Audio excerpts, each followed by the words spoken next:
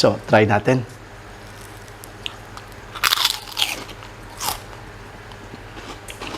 Perfect siyang partner dito talaga.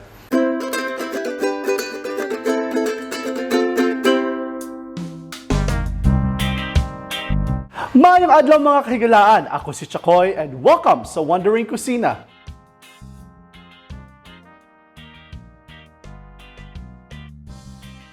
Today's episode, gagawa tayo ng tomato dip. Napakadali lang nito mga ka-wonders. Now, gagamitin natin kamatis of course kasi tomato dip, di ba? Now, perfect ito pag gusto nyo ng isawsaw ang nachos or anumang ulam na pwede nyong i-partner dito. Masarap ito sa kropek. And ito ang ating mga ingredients. Meron tayong 3 pirasong kamatis na gagamitin. And I'm going to use orange. To give it a tangy taste, gagamit tayo ng onion. So, kalahati lang ang gagamitin natin.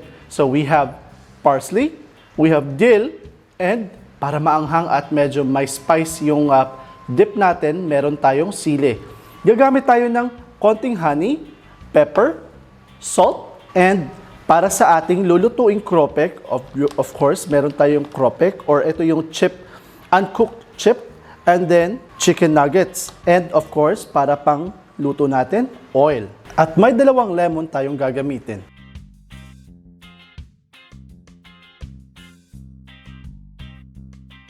Napakasimple lang nito mga ka-wonders. Una natin gagawin, hiwain na natin itong mga kamatis natin at tanggalin natin itong ulo niya or itong crown niya kung saan galing yung stalk.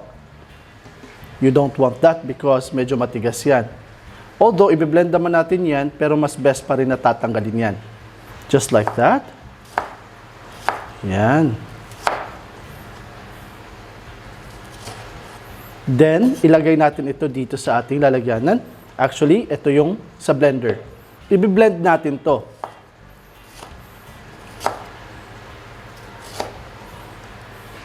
So, simpleng hiwa lang mga ka-wonders. Yan. Yung juice ng kamatis mismo ang magbabasa ng ating dip. Punasan lang natin. Best na gagamitin nyo ang paper towel para mag-absorb. But of course, kung medyo on budget kayo, pwede naman yung malinis na pamunas. So, let's remove the head as well of that onion. Now, hindi natin ito masyadong i-chop ng napakalit kasi i-blend naman natin to. Guys, you can also use red onions, hindi lang white onions. Ito kasing nagamit na kanina na tira, so sayang naman kung hindi ko gagamitin.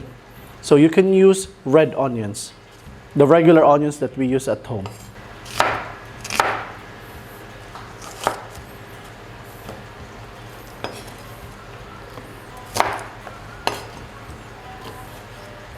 Yan.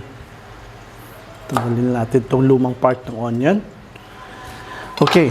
Now, if you notice maliliit itong oranges na ginamit ko, ito actually itong mga orange na ito is kinakain namin. So, lagay lang natin yan dyan. So, I would suggest na ihasali nyo na yung pulp nito. Kasi yung pulp naman nito is nakakain. At magwi-mix naman siya doon sa ating dip. So, in that case, tanggalan na lang natin ito ng balat. And halo natin. Wala naman siyang buto so far. Yan. There you go. Kinakamay ko to. Always remember na you have to make sure na malinis yung kamay nyo when you touch raw ingredients para hindi siya makontaminate.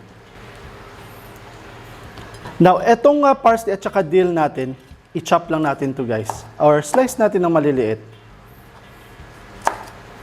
Yan. Yan. Tapos lagay lang din natin. And then, itong ating sili. Now, half lang ng sili ang gagamitin ko kasi konti lang yung dip natin. And medyo maanghang ito pag nilagay ko lahat. So, I just want them to experience na hindi siya ganun kaanghang. Medyo puno siya, no? So, ipupush lang natin yan. Yan. Lagyan natin siya ng salt. Yan. Mga 1 teaspoon of salt lang. Then pepper. Yan. And then honey.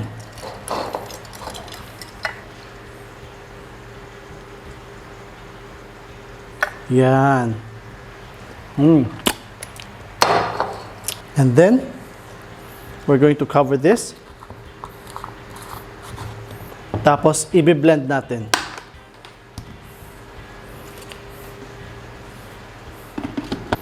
Yan.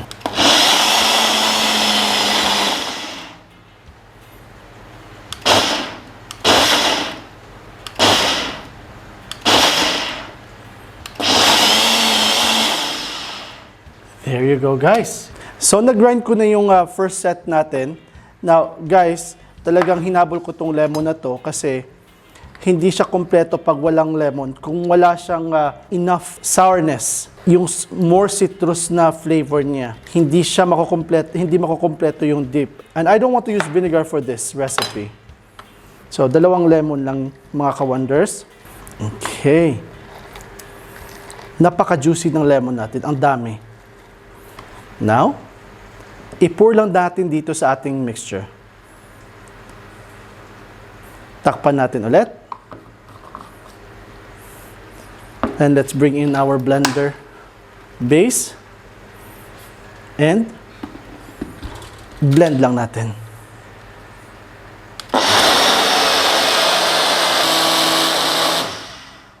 That's it. Now, tikman natin kung anong lasa nito. Then,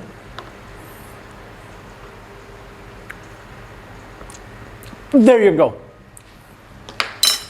Finally, nakuha ko na at perfect na siya. Guys, andun yung citrusy, yung sourness ng dip, at saka yung sweetness ng honey, yung sweetness nung nilagay natin na orange, at saka yung combination ng tangy ng onion, at saka yung dill, napakasarap. Now, let's cook our kropek at saka yung chicken nuggets natin.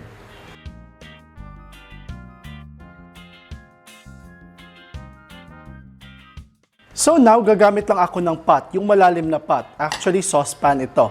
Kasi mas malalim at saka konti yung space niya. So makakasave ako ng mantika at saka, this is just to show you, para ma-partner natin sa dip natin. So on lang natin ang katlan. Then lagyan natin ng mantika.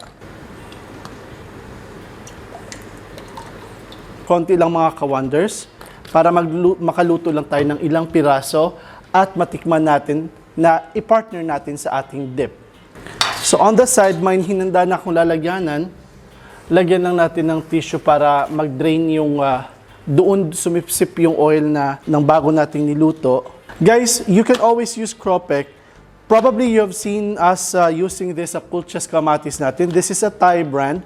Kung nandito kayo sa UAE or kung meron man sa store na nearest to you kung saan man kayo sa mundo, you can get this one because this turns out to be nalalaki siya ng ganyan. Na mainit na siya, lagyan lang natin muna. Yan.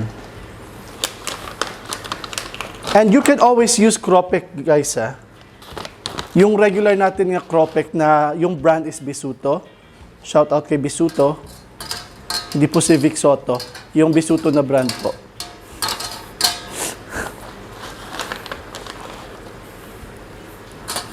Alright. Eto. So, lumalaki na siya. Yan. If you own a restaurant na may konting inuman or bar, you can actually do this. You can actually serve this. Yan.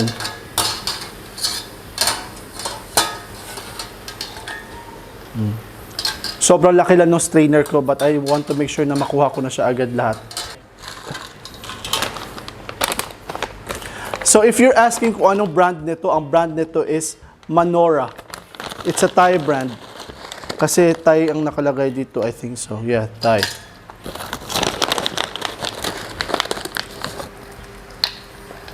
Yan.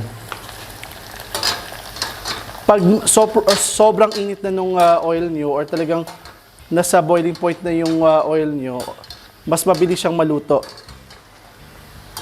Yan. Bilis siya guys, wala pang 10 seconds.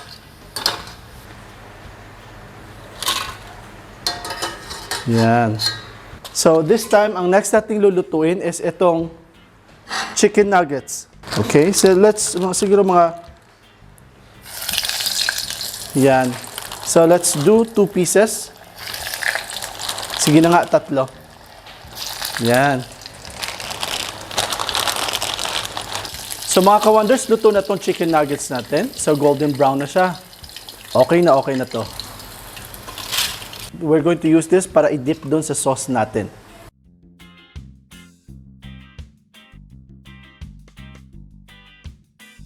So mga ka-wonders, ready na to. So this is our dip, and this is our chicken, and this is the kropek. Now, let's try first the kropek. Kasi ito yung main purpose na bakit natin ginawa itong dip na to, itong kropek. So, try natin.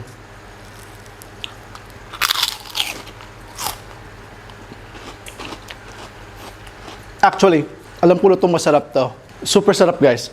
Perfect siyang partner dito talaga. So, kung gusto nyo magka-restaurant at gusto or bar or yung inuman na, simpleng inuman na tindahan, you can actually offer this one. So, napakasimpleng recipe. And this one, magkano lang naman to. So, perfect ito. So now, let's try naman itong chicken natin, i-dip natin dito sa ating tomato dip. Bango.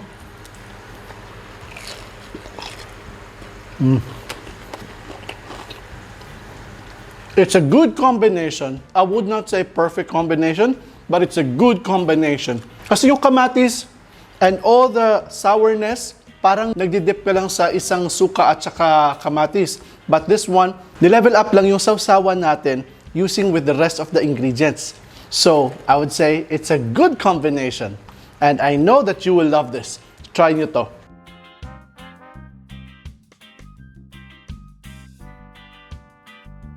There you have it mga ka-wonders. That's our recipe for today. That's our tomato dip. At nagluto din tayo para pang-dip natin, of course, dun sa tomato dip natin. I hope you like this recipe at sana may natutunan kayo. And please, if you haven't subscribed to our channel, Wondering Kusina, please click that subscribe button at saka click nyo na rin yung notification bell para updated kayo sa lahat ng mga bagong videos namin. Daghang salamat mga ka-wonders. I hope you love this video and please share this. Ako si Chakoy. Thank you very much for watching. Stay cool, stay safe, and peace.